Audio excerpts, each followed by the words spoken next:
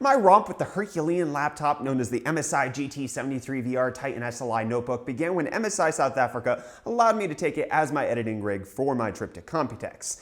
A 7820HK overclockable processor, 32GB of RAM, 2 GTX 1070s in SLI, and a 4K 60Hz G-Sync panel. It was a potent portable production powerhouse. I spent every night from 11 p.m. to 4 a.m. editing and uploading all of my Computex show coverage, and it performed that task admirably. And it was a fantastic gaming PC on the side for those 10 spare minutes I had in between being on the show floor, networking, and producing videos. With so much hardware jam-packed into what's an arguably easily transportable form factor, and I say arguably because this Komodo is nearly 2 inches thick, over a foot long by a foot deep, and weighs a formidable 9.1 pounds, and that doesn't include the dual power bricks that you have to tote around with this notebook as well. Which, I suppose, let's get that right out of the way up front. For both the GT73VR Titan SLI and its older brother, the GT83VR, having 2 power bricks is one of the worst things I've ever experienced for a notebook. These things are supposed to be portable. Requiring 2 power bricks that have separate plugs that go into the wall but are fused together at the connection end is such a frustrating ordeal. You can't simply have them stored in separate places because they're constantly connected. And then, what's the likelihood that the places you're traveling to will have 2 open ports for you to plug your laptop into? So you have to use an adapter to make sure you can get both power cables into the same open outlet at the same time, which means you're carrying around even more. Honestly, I would have rather that MSI just included something bulky like this to manage the 660 watt power provision that the laptop needs, because then, while it's large, just like the current dual power brick solution, it only requires a single power input, and that cleans up a lot of the unnecessary clutter that these Titan SLI notebooks suffer from. Alright, back to what I was saying earlier. With so much hardware jam-packed into what's an arguably easily transportable form factor, my concern has always been, are these things really worth it? Aren't you paying a hefty price premium to get that portable functionality? Basically, just the thought that gaming laptops are insanely overpriced and you get worse performance than you would on a desktop. So let's explore those ideas for a bit. Now, fortunately, last year when NVIDIA brought out their 10 series mobile GPUs, they closed the performance gap pretty decently between desktop and notebooks, offering only roughly a 10% performance hit between the mobile setups and their AIB partner card brethren. And that holds true for the GT73VR Titan SLI as well, coming to roughly 90% of what a 1070 SLI desktop system would perform at. It hitting 60 FPS at 4K for most games isn't a problem at medium to high settings, with a few being able to hit it at their top tier graphical settings. So GPU performance isn't too bad. But then to the CPU, the Intel i7-7820HK. In case you were wondering, that little HK means that this thing can overclock. Getting this proc to 4 GHz on MSI's Cooler Boost Titan heat dissipation setup was a simple and maintainable task, with temperatures not crossing too high above the 80-degree threshold under full render load. That 4 GHz clock only puts it a few hundred megahertz behind its desktop counterpart, the 7700K. It doesn't do as well as the 7700K for video editing, but it's definitely no slouch either. It would be akin to using a 7700 desktop CPU. So performance, both in GPUs and CPU, are roughly desktop grade. Great, but now what about that price premium? I want to look into that a bit more, because I don't know about you, but even though the GT73VR cost a whole heck of a lot of money, it's also a whole heck of a lot faster than most computers that I've had in my lifetime. So the hefty price point isn't just due to it being a laptop tax. So I actually want to break it down in terms of what you get with the GT73VR to identify how steep that price premium is compared to a desktop. The price we have to match is $3,399 for the model and specs of the Titan that MSI sent for me to review. So let's lay out the specs that we need in order to replicate what the GT73 provides us, just so we can get a fair scope of what it entails. First off, we need an overclockable Intel i7 processor with a Z270 motherboard to match, dual MSI 1070 graphics cards, 2 16GB sticks of DDR4 RAM, 2 256GB NVMe SSDs for the RAID configuration, then a further 7200 RPM 1TB hard drive. Then we still need a chassis, power supply, keyboard, mouse, wireless AC, battery supply, and a 4K G-Sync display. So let's add all of this up. Picking up the 7700K starts at $340.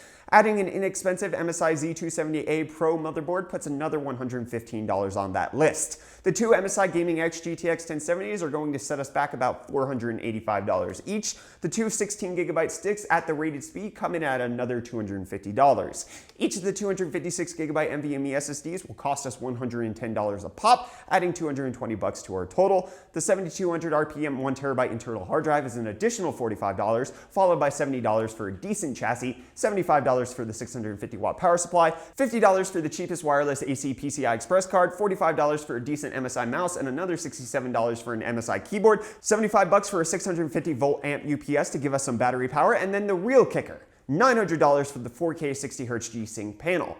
All of that brings us to a grand total of $3,222.53, excluding shipping, which is only $176.47 less than what you can pick up the GT73VR Titan SLI for. That's a price premium of only 5%, and that's not even really a fair assessment.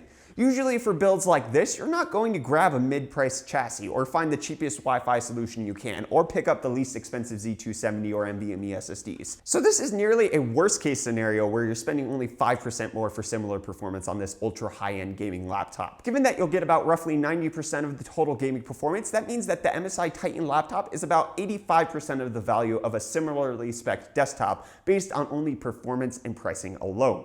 I don't know about you, but that's actually not too unreasonable for me. It may not be this way for all gaming laptops, but for this ultra high-end tier from MSI, it seems like you actually get what you're paying for.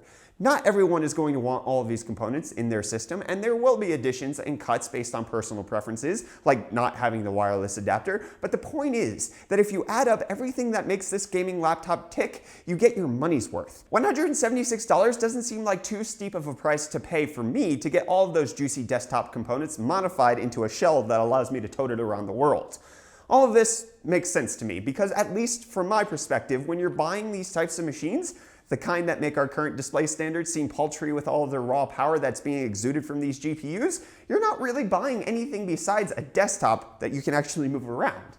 It's actually pretty insane the amount of innovation that has gone into the mobile sector to bring us to this point. At this stage though, I'd say that we've breached the realms of what a laptop should be and entered into what a mobile desktop station is supposed to be. This isn't the machine that you're supposed to be bringing to your local coffee shop. It's not meant to be toted around frequently to every place on campus for you to type up your notes. It's meant to be left alone in a location for several durations of time, which is what made it perfect for my trip to Computex.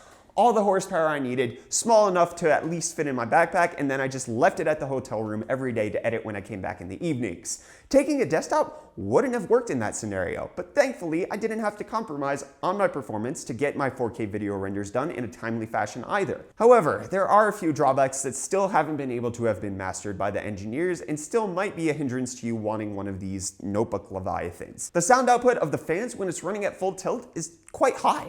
It comes in at an annoying average of 65 decibels with peaks at the 70 decibel range. Wanting a discrete setup likely isn't to happen here, which makes the luxury of non-attention seeking systems still a premium to the desktop class if you want tremendous power that doesn't really call attention to itself. However, for all that noise, you are actually getting a system that runs reasonably cool with heat pipes galore and temps that are respectable. Then there's the issue of battery life. Just under an hour and a half is what you can anticipate without gaming, but once you start jamming some of your titles, the battery life disappears faster than a popsicle in an oven, which again is why I advocate that this Colossus is more of a movable desktop than a powerful laptop. But overall, MSI has done a lot for this sector of PC gaming. Their GT Titan lineup has some notable steamrollers in this super performance gaming notebook tier.